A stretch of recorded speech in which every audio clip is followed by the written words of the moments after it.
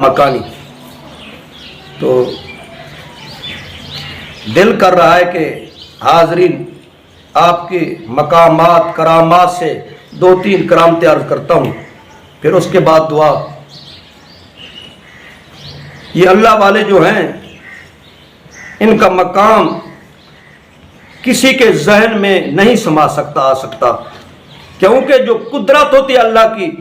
اور انبیاء کے جو معجزات ہوتے ہیں، نبی کا جو معجزہ ہوتا ہے، اولیاء کے کرامات اور ولی کی جو کرامت ہے، اس کا اصول بھی علماء نے یہی بیان فرمایا ہے. قدرت بھی جہاں دماغ کا علم علوم رسائی طاقت ختم ہو جاتی ہے، اللہ کی قدرت اس کے آگے سے شروع ہوتی ہے. اور اس کے بعد معجزات انبیاء کے جو ہیں، خصوصاً سرکار کے معجزات، محبوب کے معجزات. اور یہ ایک ہی اصول ہے، معجزات کی شان اور طاقت بھی عام انسانوں عام بندوں کے علوم سے عقل سے جب یہ جہاں ختم ہوتے ہیں، معجزات کی طاقت بھی اس سے آگے شروع ہوتی ہے. اس طرح کرامات جو اولیاء اللہ کے ہیں، ان کا مقام بھی جہاں یہ عام ذہن اور بندے نہیں سمجھ سکتے، ان کی سمجھ عقل ان کا خیال علم چھوٹا ہوتا ہے، بعد میں ہوتا ہے. اولیاء اللہ کی جو شان ہے کرامات ہیں، جہاں ان کے طاقتیں سمجھنے کی ختم ہو جاتی ہیں، اس سے آگے سے ان کی شان شروع ہوتی ہے. تو دو تین مختصر جو ہے نا، حضور قبلہ سیدنا شیخ عبد القادر جیلانی رضی اللہ تعالیٰ عنہ، آپ ایک دفعہ اپنے روم میں کمرے میں موجود ہیں تو دیکھا کچا سا کمرہ تھا. ولیوں کی شان تو دیکھیں، ساری ساری رات اللہ کا ذکر کرتے ہیں، اللہ کے یار سے محبت کرتے ہیں، لو لگاتے ہیں، ان سے محبت کرتے ہیں، تصور میں رہ جاتے ہیں. لیکن ان کے جو کمرے ہوتے ہیں، یہ مال کوٹھیاں، ان میں زیادہ خوش نہیں ہوتے. اللہ دے بھی دے تو پھر اللہ سے اور اللہ کے محبوب سے پیار کرتے ہیں، ان سے نہیں کرتے. لیکن آپ کمرے میں ہیں، روم میں بیٹھے ہیں، بیت میں دیکھا چند آدمی مریدین عاشق قدم چوم رہے ہیں، اور دیکھا آپ کے بالکل عین اوپر سے ایک چوہا، مٹی چوہے نے اپنے دانتوں سے جس طرح وہ مٹی کو کاٹتا ہے، چھت سے مٹی جو ہے وہ نیچے آ رہی ہے. ایک دفعہ اس نے گھرائی مٹی، اور دوسری دفعہ مٹی گھرائی، تیسری دفعہ جب چوہے نے یہ حرکت کی، آپ نے جلال سے دیکھا اس اللہ کے محبوب نے اور حضور کے آل کے پھول نے اللہ کے اس پیارے محبوب نے اور اللہ کے یار کے پیارے اس پھول نے جب اوپر سے نگاہ کی، تیسری بات جب مٹی گھری نیچے گھری تو آپ نے نگاہ کی، چوہا زمین پر فرش پر آ گیا. اسی وقت زمین پر آتے ہی وہ مر گیا. اور ایک دفعہ یہ ایک چھوٹی سی کرامت عرض کی، اور ایک اور بھی عرض کرتا ہوں، انشاءاللہ ایک اور بھی کروں گا. 3 پر میں آپ سے اجازت چاہوں گا، حاضرین و ناظرین،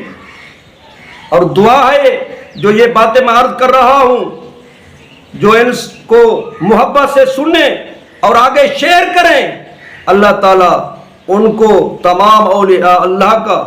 اور اپنے خاص محبوب کا، آپ کی آل اولاد کا، تمام اولیاء اللہ کا، خصوصاً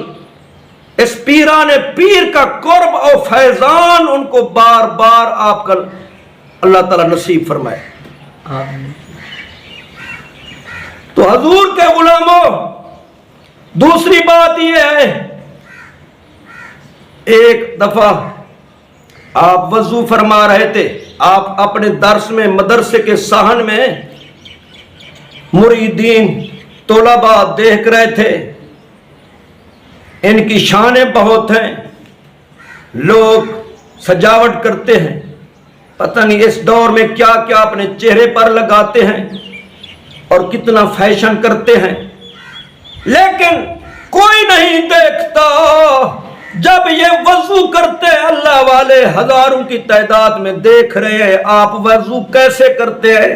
جس طرح آپ کرتے ہیں اسی طرح حضور بھی کرتے ہوں گے، ہم اس کو تکیں گے، ان کے وضو کو ہم یاد کریں گے، جس طرح آپ وضو فرما رہے ہیں اس طرح پھر بعد میں ہم بھی نماز کا وضو کریں گے۔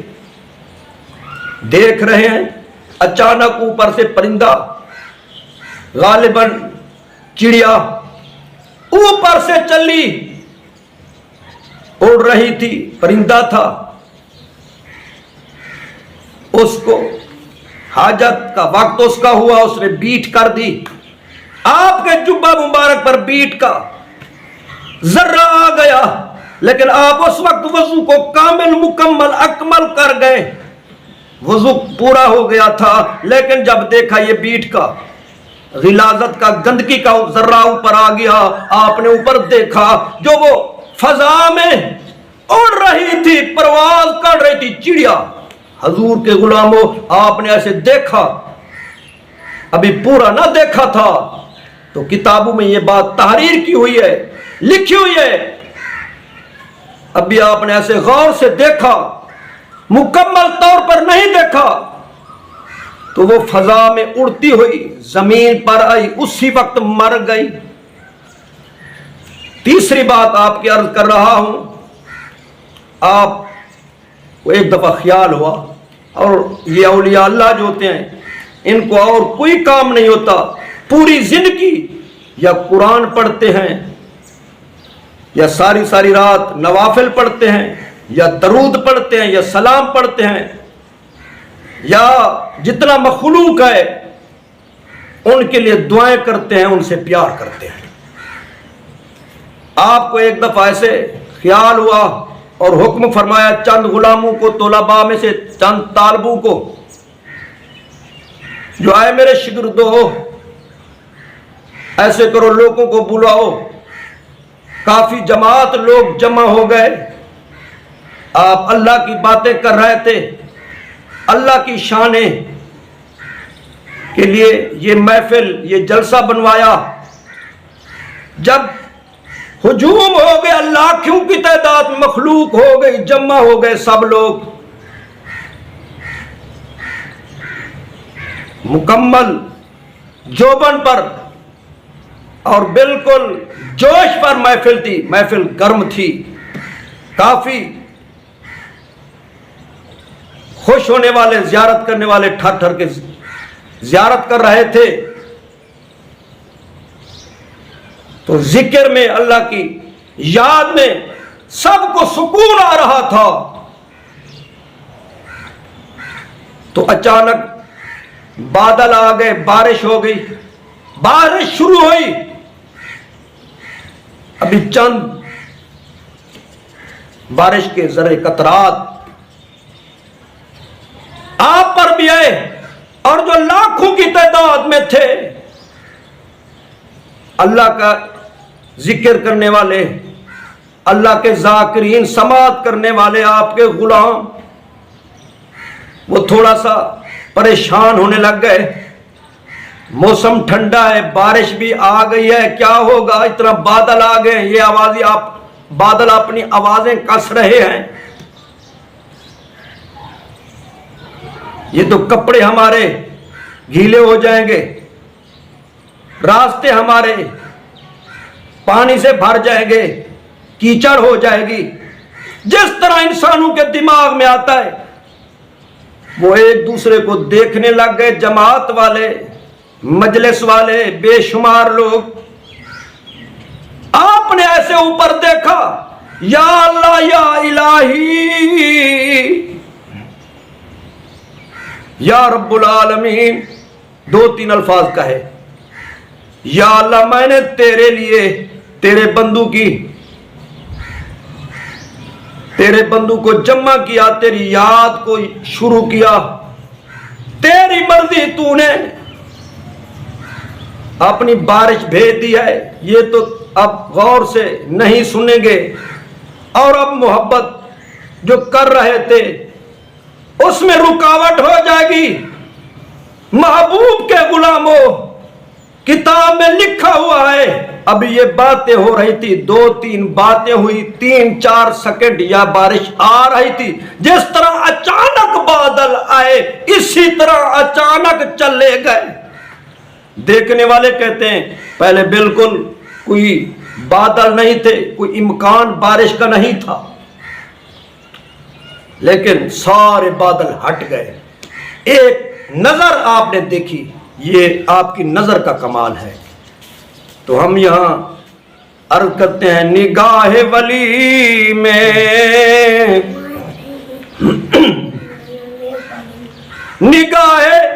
ولی میں وہ تاثیر دیکھی، بدلتی ہزاروں کی تقدیر دیکھی۔